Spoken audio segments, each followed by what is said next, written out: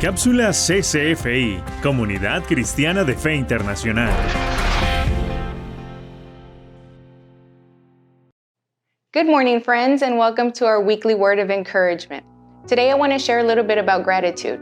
In 1 Thessalonians 5:16-18, it says, "Rejoice always, pray continually, give thanks in all circumstances, for this is God's will for you in Christ Jesus."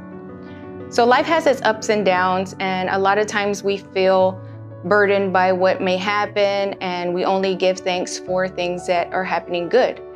Well, we need to be more like Jesus. In Matthew 14, I encourage you to read on your own whenever you have time this week.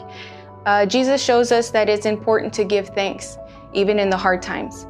So in Matthew 14, it talks about how Jesus was burdened by the fact that his friend, his cousin, John the Baptist, had been killed. And the people followed him. He wanted to be alone, but they still followed him where he went.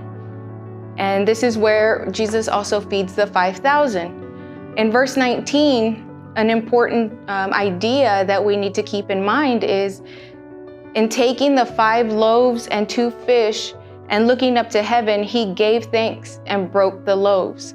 So even though he was burdened, even though he felt sadness because of the death of his loved one, he still gave thanks. He still showed gratitude to God for what was in front of him.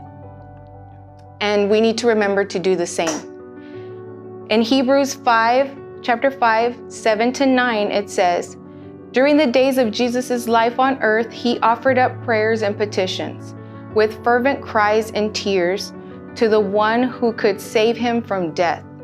And he was heard because of his reverent submission. Son though he was, he learned obedience from what he suffered. And once made perfect, he became the source of eternal salvation for all who obey him."